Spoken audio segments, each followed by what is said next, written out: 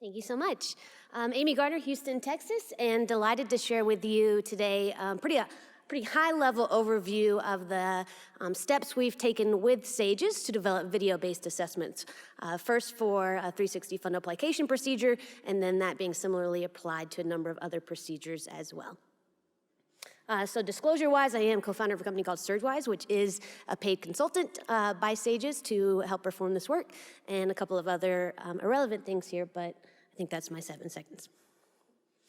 So going through this kind of 10, again, high-level steps. But the first step, which is definitely a critical part of the process, is just the development of a test specifications document. So anytime you're developing a high-stakes assessment, the first part of the process is just to kind of go through and do due diligence in kind of documenting a number of aspects related to the goals of the assessment. So just very comprehensively confirming that you're considering and proactively making decisions related to a number of aspects related to the assessment. So the purpose of the test, the intended users, intended purposes, interpretations, what you're going to be measuring, what you're not going to be measuring with the assessment, the intended population, and everything kind of related to just logistical things as well, how it's going to be administered, how you're going to protect test security, et cetera, et cetera, et cetera. So again, the first step is just to kind of create this guide that will, again, proactively help you later down the road in a number of other decisions to know this is what we're measuring, this is the purpose of this is kind of outside of this realm. And this will really help you reflect and make decisions later on to make sure that you're kind of staying true to yourself. Quite frankly, this process is actually very important as well to do with key stakeholders, whether it's the organization or society leading it or other kind of key leaders, to make sure that you're just kind of keeping yourself honest in all the later parts of the process as well. Because as we know, when you go through any major project or test development process that takes years and years and years or lots of times it can be very tempting to wiggle a little bit when you hit some barriers, some bumps in the road, and kind of change paths and pivot a little bit. So this just kind of helps keep you honest and make sure that you're able to say, well, guys, we actually agreed early on that this is what we were going to do, so we should be a little bit more resilient and kind of push through to make sure that we're achieving our initial aim there. So for any type of procedural assessment, skills assessment, knowledge assessment, et cetera, you first want to kind of go through the process of breaking down, what is the job that we're assessing, what is the task that we're assessing, and making sure that you're being comprehensive and really kind of deconstructing and analyzing that part of the process. So you'll see in a couple of slides that we've done this in a number of different ways, and we've used multiple methods: procedural observation, interviewing various subject matter experts, and then we also just kind of deconstructed the task as well to at least serve as a starting point to understand, well, what should we be measuring and what it would end up on a final assessment if we're trying to make competency decisions accordingly. So for the procedure that we initially started with, that 360 fund application, there wasn't a lot of literature, as you might see with some of the other more common procedures like a lab COLI, et cetera. There wasn't a lot of literature really breaking this down and doing a lot of task analysis and things like that. So we first started with a task deconstruction process. And we started with an initial group of subject matter experts to help us say, well, what are the primary steps of this procedure and what are the sub-steps? So we got them together, had them come to consensus to kind of create that as at least a starting point. That resulted in these steps that you see here, these 6 steps with kind of sub-steps broken down as well. And again, we kind of used this as just a starting point, but we knew that it would be revised accordingly as we got more validity evidence and more sources of information going on. From this point, we also really clarified and really confirmed, well, who are going to be the individuals involved in the various parts of this process. So we're creating an assessment that we want to develop so that it can be used, if we intend it to be, in the most rigorously applied and kind of high-stakes type of settings. So if we want to use this for credentialing, we want to use it for certification, we want to make sure that we've done everything along the way, that we have all of the validity evidence to support that, and that we've been very rigorous throughout. The SMEs, the subject matter experts that we were going to be bringing in for various parts of this process, we wanted to be very clear on who those individuals would be and make sure that we had a lot of documentation to support and demonstrate that the individuals that we bring in do in fact have critical knowledge related to this procedure. So we considered a number of different things, and sometimes this is very easily overlooked whenever you're developing an assessment, especially when it's a society-based thing or some institution-driven project. project, it's easy to just kind of pull in a convenient sample of individuals of, well, these people volunteered, these people are on a committee, these people showed up to this meeting, during this weekend, and so we'll just use those folks. We wanted to be very intentional in the individuals that we brought in, and so we created numerous buckets and pieces of information to ensure that we had a diverse group of subject matter experts, and that we considered kind of the population as a whole of individuals performing this procedure, and that we didn't leave anyone out.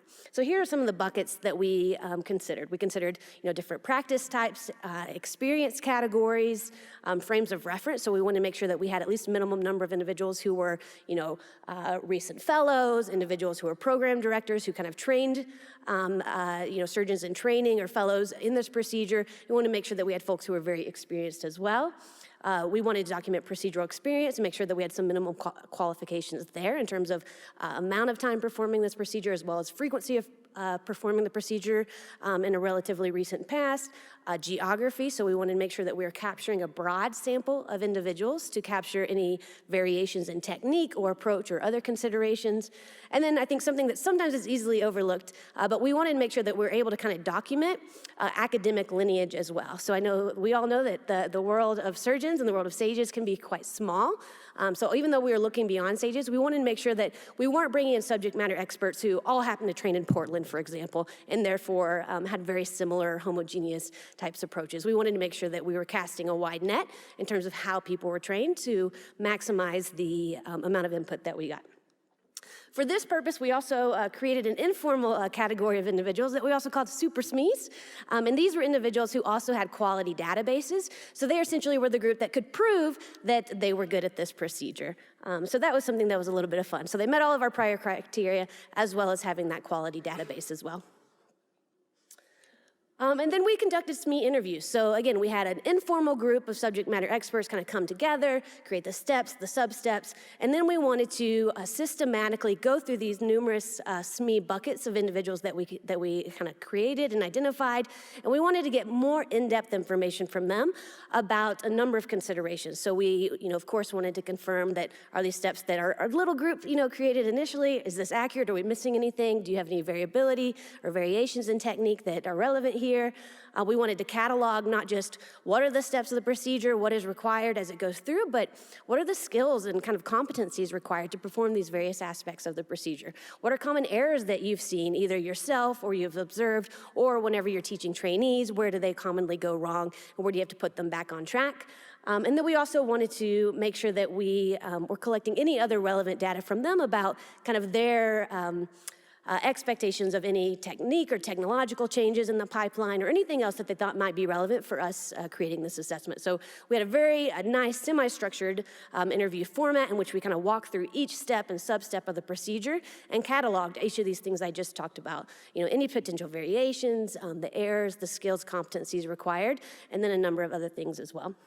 And this is just a quick little, very basic breakdown of those 42 individuals that we spent an hour on the phone with walking through this part of the process. From this process, we got a lot of very helpful usable data. And one thing that I'll just kind of quickly show you on this slide and the next are just a number of possible errors that they created for us. So this was a nice opportunity for them to tell us, here are all of the errors that I've seen in my practice or that could happen in these various parts of the procedure. And there are many. And so we used all of this information to inform what we call a task inventory questionnaire. So this is actually a very exciting part of the assessment development process in which we're able to get a very large bundle of kind of diverse quantitative data to help us know, well, what should go on an assessment and how might we use this information to help score various aspects on the assessment later on. So we, again, using those steps and sub-steps that were kind of confirmed by our subject matter experts that we interviewed, we asked things related to how critical are various aspects of those sub-steps of the procedure, what about difficulty, are they easy, are they hard, et cetera. We pulled in kind of difficulty measures. We also pulled in kind of the impact of the various errors that we collected. Does this matter, does it not matter, is it easily fixable, et cetera. And then we captured some more information from them about kind of their, a little bit of crystal ball, but their expectations of, future importance of some of these things as well. So we collected this from a number of individuals across the world, actually. We had a number of SMEs indicate that they considered themselves experts, and we had 188 of those individuals who actually indicated that, or actually met our SME inclusion criteria. And I just mentioned that to say that this was another example of where we created our SME inclusion criteria of you have to have performed this many procedures over this time frame, et cetera, et cetera. We had to actually throw out a whole very large bundle of information and input from surgeons across the world because they didn't meet our criteria. And that was obviously a little bit hard to do, to kind of ignore data that you collected. But again, relating back to that test specifications document and those initial discussions that we had of what is a subject matter expert and how are we going to define them, we had to stay true to that.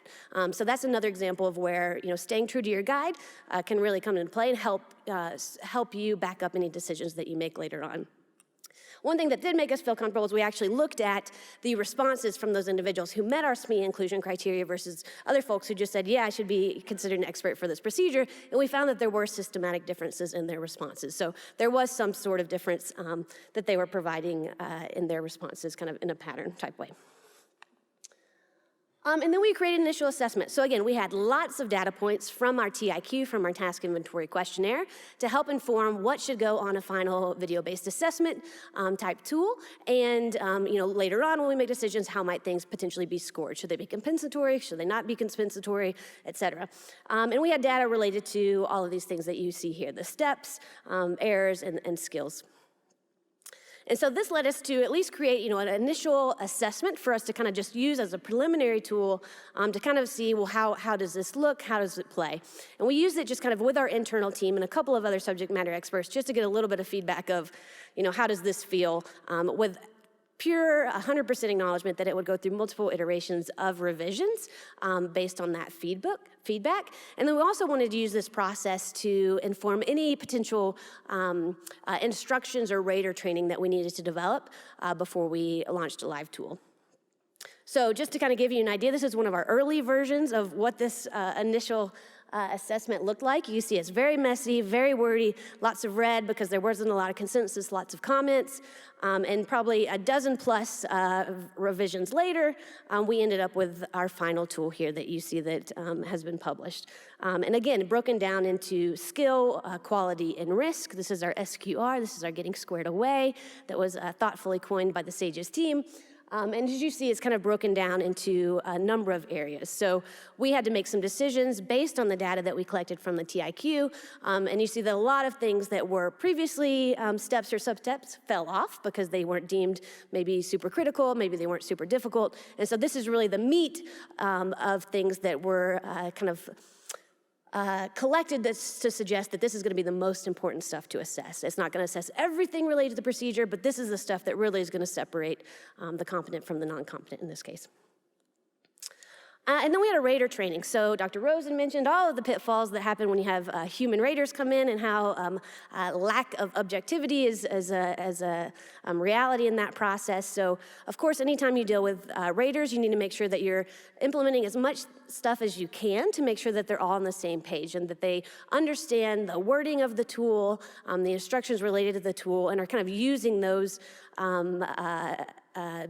bullet points or anchors in the same way. So we had to create an online rating platform, a rater training platform, to make sure that individuals were familiar with the rubric, that they had insight into kind of how the rubric was constructed, and understood a little bit more detail and elaboration around what we meant when we said different things. So we created an online rater training program for the funnel application procedure that walked raters through, here are the different parts of the assessment tool that we've created. Here's what yes means, here's what no means, here's what inadequate means, here's what adequate means, et cetera, and gave them a lot of video-based prompts and opportunities for practice as well, so that they could go through and actually kind of practice rating real-life videos via various little snippets too, and it also kind of gave them feedback and had some quizzes built in as well. So we found that this was going to be a very important part of the process, so you were just giving people a sheet of paper or an online evaluation, that you're actually kind of preparing them accordingly to maximize the chances around in a rater agreement. So we launched this, and then we released our initial assessment. And so what we wanted to be thoughtful was again, pulling in another external kind of blank slate group of SMEs. So you'll see that subject matter experts are being used in different ways all throughout this process, and it's not always the same people. But we want to make sure that we were kind of field testing this and had an opportunity to capture the various ranges of performance, as well as kind of document how much agreement there would be between raters who came in and were just kind of given a video to assess. So we gave them the rater training, we gave them the videos, and then we captured how much inter-rater agreement there was in their ratings. And so this is a little bit of a busy slide, but we've actually gone through 3 rounds of review and field testing for this process. And you'll see kind of in that third column, just the initial percentage agreement broken down by sub-step, and some things in red and yellow that had some opportunities for improvement. And so that led to some more in-depth exploration of where some items being a little bit, maybe confused or not as clear for their raters. Where do we maybe need to refine some rater training? Where do we need to get a little bit more thoughtful about how we're rating these things on the scale? And are there any opportunities for consolidation on the rubric as well? So if you'll notice that the areas around risk in almost every step were the areas that had the lowest agreement across raters. And what we found is that people really weren't able to differentiate between safe and optimal. So there's unsafe, safe, and optimal. It's kind of the 3 options. And so those weren't kind of being differentiated as much as we would like. And so we thought, well, is that really serving a purpose? What is the goal of our assessment? Again, going back to our test specifications document, is this really trying to sort the all stars from the average, or is this really, the intention is supposed to be kind of competent versus not competent? And of course, it was the latter. So we consolidated that, which you'll see in that 4th column, that increased our agreement. And then you'll see in that round 2 of agreement, just across the board, very stellar inter-rater agreement. And in that bottom right-hand corner, you'll see that overall agreement was 91%. And again, same data, just consolidated a little bit more based on overall step, but you'll see that again, really stellar agreement among our raters. So we're really proud of not only the tool, but also the rater training program that we created to make sure that everyone was kind of using it in the same way.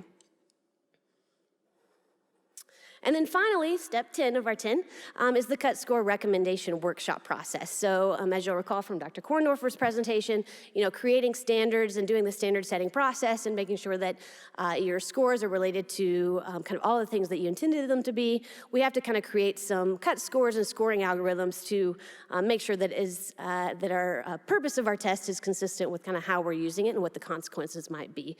So for this process, we've actually created 2 separate groups of subject matter experts who are independently going through kind of the cut score recommendation process.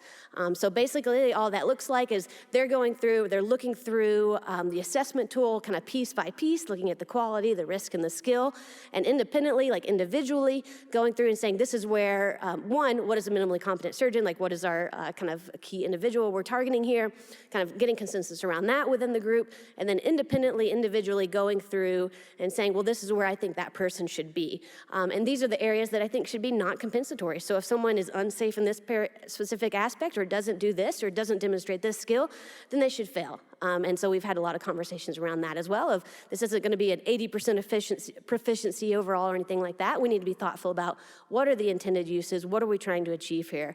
And if it's safe and effective performance, then we need to be thoughtful about that in our scoring algorithm as well. So a very iterative process where our SMEs are independently providing these responses and ratings and judgments, coming together as a group and having multiple iterations of going back and forth. And then again, the purpose of the 2 groups is to have one group go through this process, another group go through this process, just again to have a lot more validity evidence to say, if we have 2 similar groups of subject matter experts go through, they're arriving at the same conclusion. That just provides a really strong foundation in any cut scores and scoring algorithms that we create based on the tool. And I just think it's a very rigorous process, and if any of you are SMEs, I don't know, that have been involved in this process, it's just one of the most important steps of any test development, obviously, because this is where the scores and scoring algorithms are actually coming in. So it's very involved, important, and intentional. So this is kind of where we are for the fund application procedure. The next step after we finish this cut score recommendation workshop process is to actually review the impact of those decisions on actual video. So we have a large video archive of these procedures already. And so we're gonna be kind of essentially testing out and showing and demonstrating to our subject matter experts of, you said this would be a pass and you said this would be a fail, and make sure that there's consensus there. Calculating a couple of statistics around that to kind of support those decisions. Of course, creating lots of documentation around every part of the process just to kind of finalize and wrap up the process. And then having stages implement it, monitor it, and kind of revisit with any high stakes assessment like is already being done, revisit the process to confirm that no major changes have occurred or that there don't need to be any tweaks in the process. So, easy as pie, 10 easy steps if you, too, want to create a video-based assessment.